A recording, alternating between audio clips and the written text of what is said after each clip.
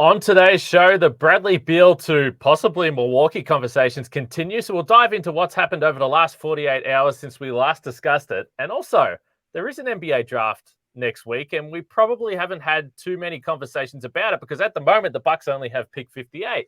But maybe they are going to trade into the draft a little bit earlier, which would at least be interesting on the night. But what would that look like? And what teams could the Bucks potentially look to do work with? Let's discuss it all on today's show. You are Locked On Bucks, your daily Milwaukee Bucks podcast, part of the Locked On Podcast Network, your team every day. You are Locked On Bucks. My name's Kane Pittman. You can see and hear me on this show Monday to Friday, and also find my work over at ESPN. And alongside me from the Bucks Radio Network, a man who has been doing a lot of heavy lifting as I've been traveling around everywhere. And by the way, I'm in another location right now, so every time I podcast, I'm somewhere different. It's Justin Garcia. We appreciate Justin, we appreciate Camille and Frank and everyone that chipped in while I've been a little bit busy. But we also appreciate the listeners and the viewers for checking in on Locked On Bucks on a daily basis, particularly the everydayers, because as we mentioned a couple of days ago when we first discussed Bradley Beal, things are about to get pretty interesting, I think, with the Bucks, certainly at least with the rumor mill. So we appreciate the support of everyone and jumping in the comments and giving their excitement or maybe not so much excitement about the possibility of Bradley Beal and that contract coming to Milwaukee. But I think that's the safe spot to start today's show, Justin, because it's not really going away. It seems real. It seems legit. And we've heard about Bradley Beal potentially leaving the Wizards for a number of seasons now, really. This does appear to be legit, though. Now, again, is it possible that he gets to Milwaukee? I'm not so sure. But even as early as late as today, I should say, Chris Haynes is reporting that the two teams that are really locked into at least have conversations with Beal and his people, the Miami Heat and the Milwaukee Bucks. Now, we briefly discussed it, or I certainly discussed it with Frank and gave some thoughts and the money stuff and everything like that. But the more it comes up, the more you have to believe that, yeah, there are going to be some conversations and at least the Bucks might kick the tires on what it looks like. How have you viewed the Bradley Beal situation as it's evolved over the last couple of days? That's a pretty good word for it too, is evolved, because when it first popped up, I was of the mindset of like, why are we even spending any time on this? Like, there is no real path, at least easy, for the Bucks to bring in Bradley Beal. And now the more that it's just continued to linger out there, and even additional reports today too from Shams and Chris Haynes saying Bradley Beal, that's one of the teams he has expressed an interest in, makes you kind of raise your eyebrow.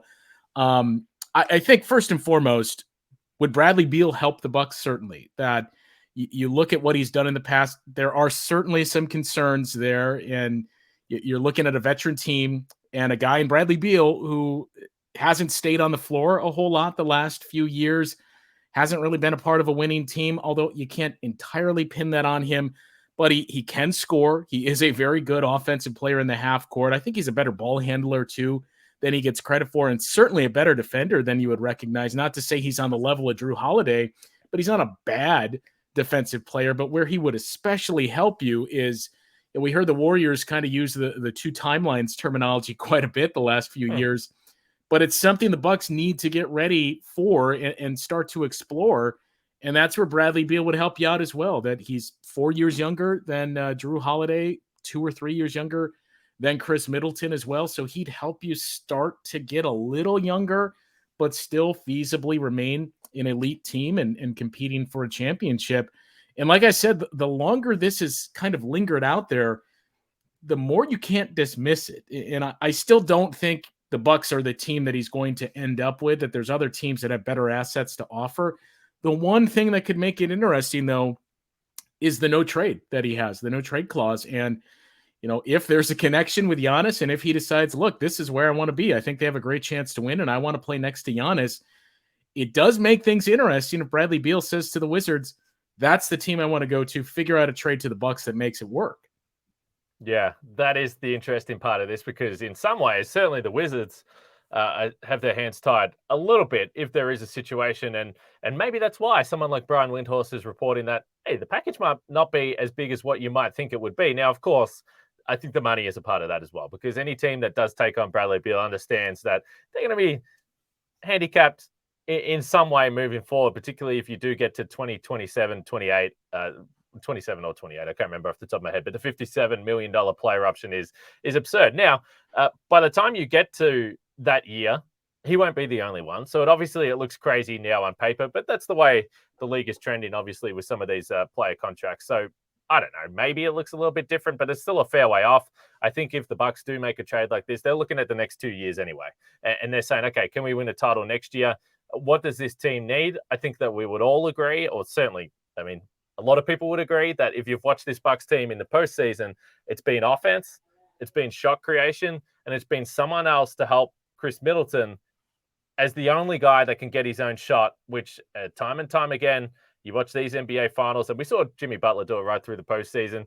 They had a number of guys that could shoot off the dribble, on the move. For the Nuggets, it was Jamal Murray taking over games in isolation and then being able to facilitate. So to your point, I think the skill set in isolation, that is the type of player that the Bucks really need.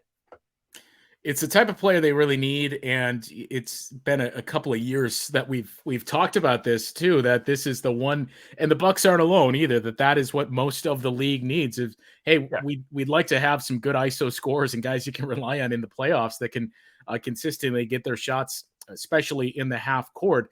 But yeah, it's that's the biggest challenge, and I think as we kind of touched on this as the offseason was beginning, but the same few names are going to continue to pop up, especially as we move towards the draft and moves the Bucks could make in terms of deals that they have and who could be traded.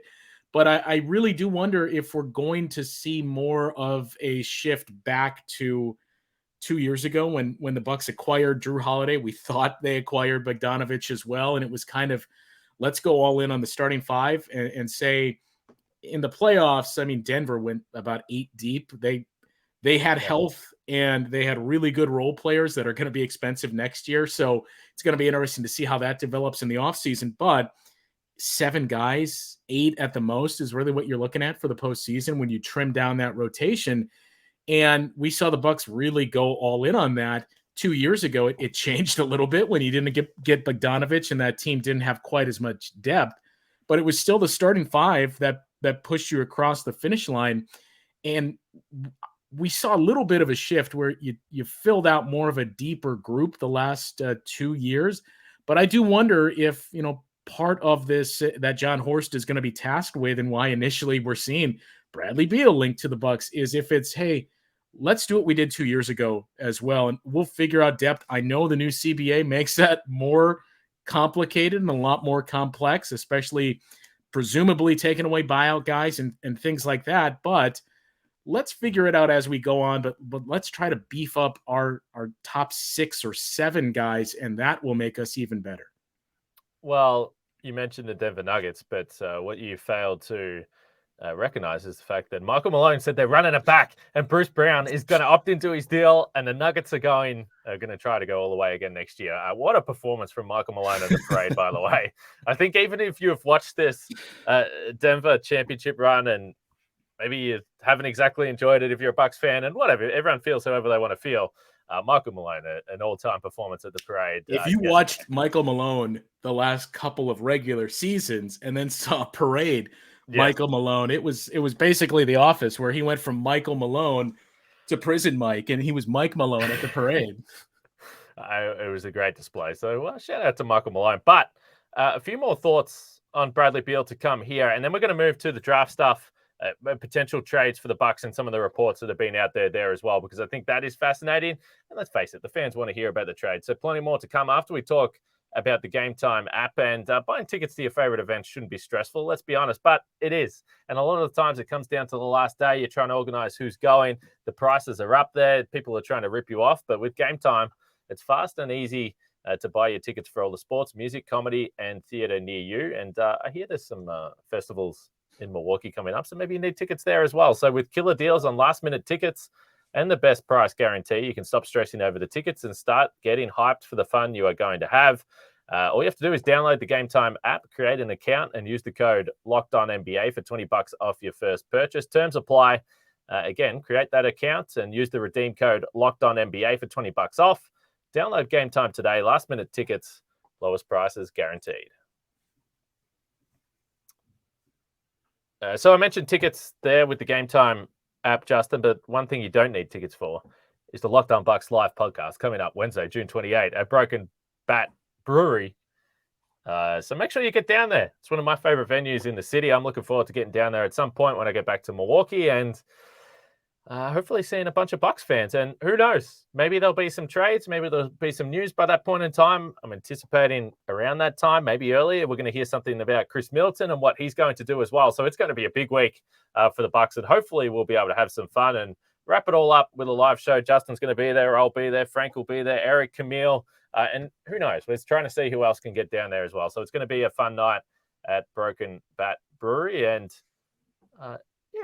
look, I'm probably going to have a few beers as well, Justin. Let's be honest. that may be the day that we hear about Chris Middleton's decision for the option. I think that's where the timeline kind of matches up.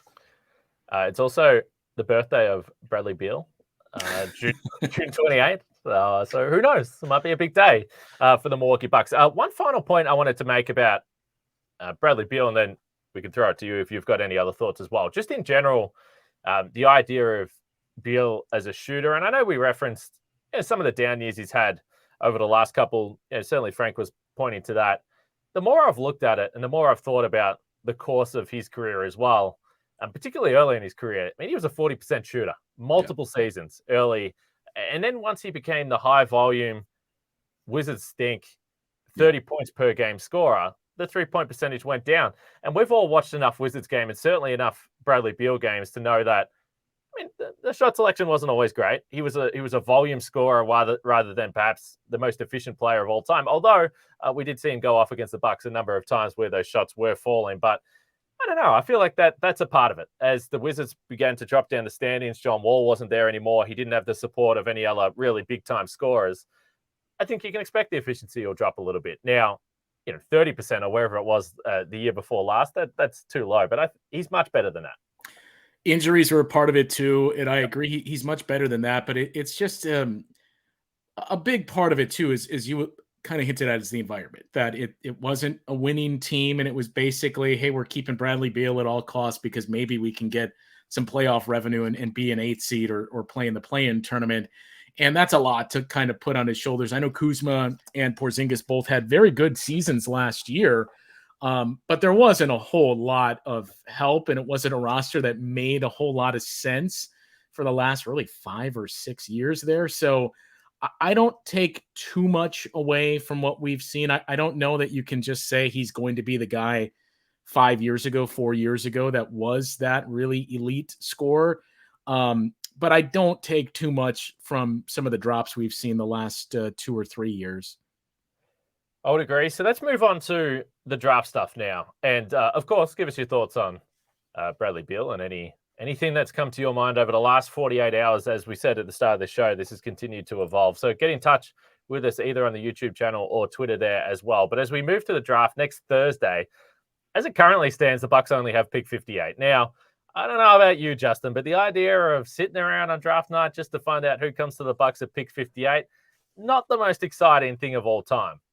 So when you do get some reports and some suggestions that the Bucks are looking to potentially trade into the late first round, early second round, that's something that piques my interest. And Sam Vecini certainly was talking about that, fellow Melbourne resident and all-around good guy Sam Vecini with his draft guide that he put out there. Eric Name and The Athletic have done some further reporting there. But look, Justin, the one thing we know is that with John Horst, he's always going to at least be kicking the tires and trying to be active in terms of making trades. This is what he does. This is Trader John Horst. Trader John. And it kind of goes to what we said too, of the names that you're going to continue to hear the most are the usual suspects, really. And you look at the contracts like Grayson Allen and Pat Connaughton and Bobby Portis, that I think there's going to be a lot of movement that the Bucks do in this offseason. Maybe not necessarily centered around the draft, but centered around a handful of those names to number one, try to move up in the draft, because kind of mentioned 2 years ago and what the Bucks did, and you look at guys like Jordan Nwora and Sam Merrill, who were part of that team basically because that was what the Bucks had to do with the second round picks and how much those cost versus signing a veteran minimum guy. I think one of the reasons why you're hearing the Bucks move into or linked to moving into the draft is, like we said before, let's try to really beef up our top 5 or 6 or 7 of the roster. And in doing so, we're going to have to round out the rest of the roster with some of those guys, but also because it's going to be a lot more important to find and develop some young talent. As we talk about a roster that's getting older, you're hoping to retain Giannis and keep building around him. You're going to need young guys that develop and become at least rotational players at some point. So getting into, even if it's the back end of the draft, is going to be important there, because this is a very deep draft. I mean, we think about Wembanyama and Scoot Henderson and guys at the top of the draft, but there's a lot more to it than that, where this is one of those drafts that you can find a guy that maybe develops into not necessarily a bona fide playoff role player, but a guy that can become a role player for you relatively soon. So there are names, and you kind of referenced a couple of them there, but there's also been a couple of teams mentioned within this athletic report. So I do want to get to that in just a little bit, but also some stuff that I have to remind myself. So we did know, and we've mentioned a number of times, the Bucks have the 2029 first round pick that they could potentially use. But the 2023 first round pick, and I definitely had to look this up because there's been first round picks flying around everywhere. I don't know who's got who, but the 2023 pick was actually has gone to Houston. That was the PJ Tucker trade from a couple of years ago. And again, I think all Bucks fans, they were happy to give away that pick and have a guy play a major role in a championship there. So that's where the situation lies in terms of first rounders and what they could potentially do. As I said, we'll mention which team specifically has been mentioned or linked with the Bucks in terms of what could happen in just a little bit here next. So the Bucks, I don't know, potentially they're looking to get into the first round because we've also at least kicked the tires on this show. This wasn't reported about the Bucks moving to maybe pick 3 and talking about Portland and all that kind of crazy stuff. I think the more realistic scenario for this team that still wants to contend and probably not trade one of the top players, as you suggested, it would be late in the first round. So we'll have a chat about that next after I talk about Bird Dog's clothing. Now, look, I was checking the weather in Milwaukee today, and I'm glad that it's about to pick up, because I don't think that we should be putting up with this rubbish that's going around today in Milwaukee, but it's still shorts weather, I will say that. And if you've got Bird Dog's clothing, you can wear shorts all around. You can wear it when you're exercising. You can wear them out to dinner. You can wear them when you're going on a date, because they look good. They don't look cheap, and they're super comfortable and versatile. And that's what you're after in your shorts or your clothes. You want a little bit of versatility.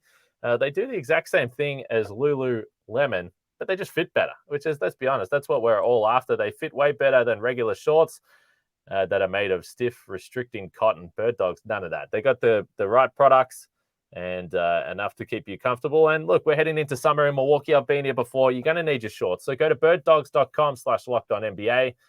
You also get a free Yeti-style tumbler with your order. That's birddogs.com/lockedonnba to claim your free Yeti-style tumbler with your purchase. You don't want to take your Bird Dogs off. We can promise you that. Let's get to the athletic reporting again, as we mentioned right off the top. So this is a quote, and I'm dragging this directly from Eric Name's article, but this is Sam Vecenie in his latest mock draft, talking about the Indiana Pacers at pick number 29. He said, sources across the league have said Milwaukee, Phoenix, and Cleveland have explored potential opportunities to move up into the late 20s and 30s due to the depth of prospects on the wing and potential NBA-ready older rotation players. But he does note that everyone's exploring deals at this time of year, and you could probably write this sentence about any team. But those 3 teams do seem like they might be the team to watch. So you referenced some of the names: Bobby Portis, Pat Connaughton, Grayson Allen, and I guess Marjon Beauchamp. But I kind of feel like with Beauchamp, if he's going to be traded in a package, it might be something a little bit larger, and you're like, okay, how do we pull the assets we have in the 2029 first is maybe included there? Like, I don't see the Bucks trading Beauchamp for a move that isn't a game changer. Now, I might be wrong, but I don't know next year whether at pick 29, pick 32, pick 35, you're getting that game changer that you'd give up on Beauchamp. That's kind of my read on it. No, I agree. I think he was included just because of salary. Yeah. Yeah. I mean, where the Bucks are, that you look at other guys on the roster that a year ago would have been in there. You can't put them in there because of their pending free agency status. And then when you sign them, you can't trade them until January or December. So I think Beauchamp is in there just because of his salary. And I agree with you that I think if you moved, I'm not saying he's completely untouchable, but if you moved Marjon Beauchamp, it's part of a bigger trade. It's part of something for a player like a Bradley Beal that it's pretty quick to say, okay, we're trading Marjon Beauchamp for a guy that we think can maybe be Marjon Beauchamp just a year removed. So out of those other three players, and they're the veteran players that, and yeah, people will feel however they want to feel about them, but I would certainly think that among Bucks fans, without speaking for everyone, there is significantly more love for Pat and Bobby, who have won a title here, had major contributions during that playoff run as well. But I guess you kind of referenced it in terms of what have we seen from some other teams? What do we see from the Denver Nuggets, who we're just going to continue to compare the Bucks to because that's where the Bucks want to be next year? With those salaries there, maybe the Bucks just bring everyone back. Like maybe that's what ends up happening. But it can't be a surprise that those two guys are mentioned there. It was obviously a challenging year for Pat from a health standpoint. And then when I look at Bobby, he's been such a reliable stopgap, particularly during the regular season for this team, when either Brook Lopez missed time or Giannis inevitably is going to miss, the 15 to whatever games that he's going to miss on a yearly basis that we just expect now. I don't know who out of Pat or Bobby feels like a bigger loss. Certainly, you feel like you're losing something from a culture standpoint from guys that from the outside appear very well liked. Yeah, and I think what you hit on is with Bobby especially, he brings you so much value in the regular season, in bridging the gap to the playoffs and keeping you on that level and keeping you in the hunt for the 1 seed, because he's basically a guaranteed double-double when he steps on the floor there. I think the big thing, though, with those names is, and we had this discussion 2 years ago, too, not to keep going back to it, but you look at the series that just ended earlier this week, and I think you have to approach everything under the lens of, can this guy play in that series? Could he play in a final series against the Nuggets? How did he look in that series against the Miami Heat? And I think if we're making an honest assessment of that three, Pat Connaughton, even with the struggles last year, is the guy that you would say, well, if I had to play one of these guys, I feel most comfortable with Pat in that scenario because of some of his versatility.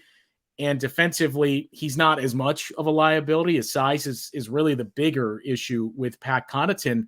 But with Bobby, where it gets even more interesting is, as we touched on, it's still I'm not going to say pipe dream, but I don't think it's realistic to land Bradley Beal at this point. But let's say you do something like that. You would assume it's going to cost you Jrue Holiday. You can't make that trade without including one of those big three. And Chris Middleton is complicated because of that player option. So you have to assume it's going to include Jrue Holiday for that reason and the fact that he's 33 years old and the oldest of the group. So if you take that out of the mix, you're taking out one of the best, if not the best, perimeter defenders in the league, and that's going to take a hit on your defense. That's where some of the concerns have lied with Bobby Portis. So if you're going to take away a very strong defensive player, it's going to be tougher to play Bobby Portis in some of those situations if your overall defense is starting to take a hit. When we talk about needing that versatility on both ends of the floor in the postseason, if you start to take away from one side, I think that impacts Bobby Portis more than any other player.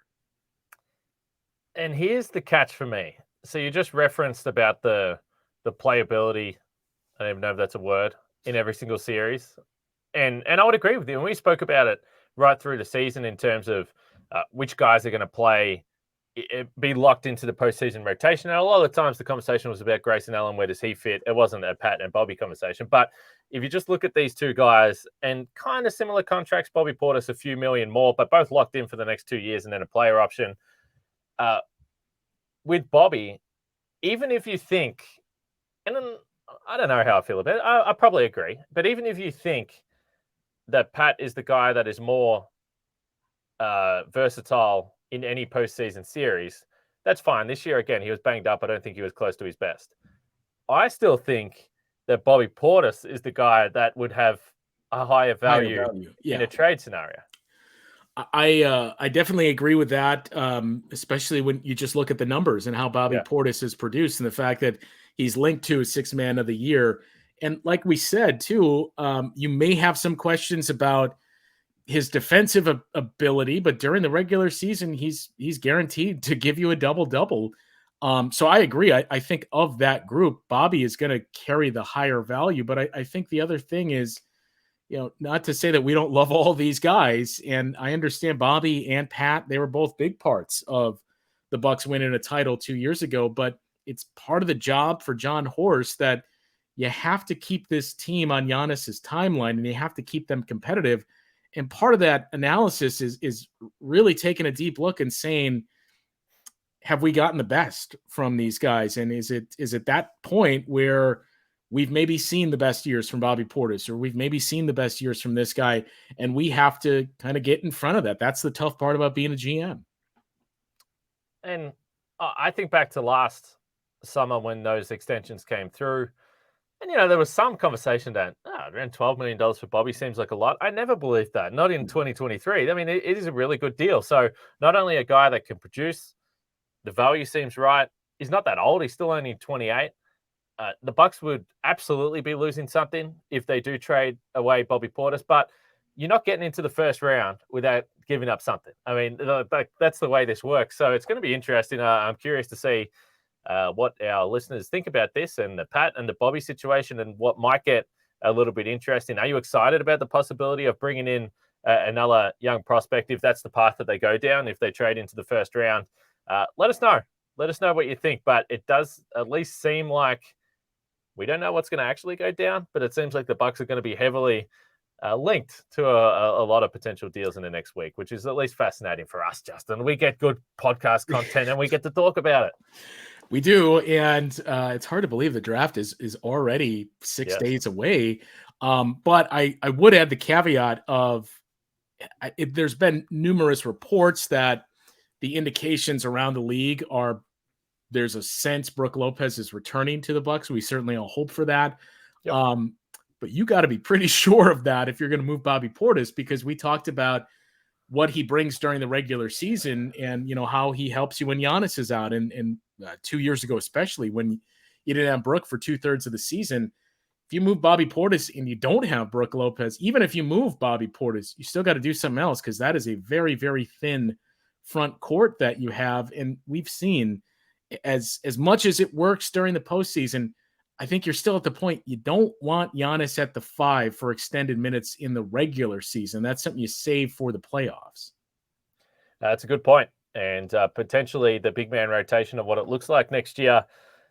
It's going to be interesting. We're going to see what John Horst is able to do, but I'm sure he's losing some sleep at this point in time, and then will over the next week as well. But like I said, let us know what you thought about those topics tonight. More conversation on Bradley Beal, and then the possibility of the Bucks making draft night a little more interesting if you're a Bucks fan that wants to hear a name read out on that night. So I'm sure we're going to continue to talk about those topics and everything else that comes out across the weekend. We'll be back next week. It is draft week, leading into free agency as well. One last plug, June 28th, I should say, at Broken Bat Brewery in Milwaukee. Make sure you check it out. Make sure you come down, say hello to us, and let us know your takes in person. So that's going to be a fun night. Drink some beers, drink some water, whatever you want to do. Bring some food. I don't even know what the food situation is there, but we'll figure it out on the night. I haven't been there for a long time, but I'm looking forward to it. You haven't even been to this version of Broken Bat. I haven't.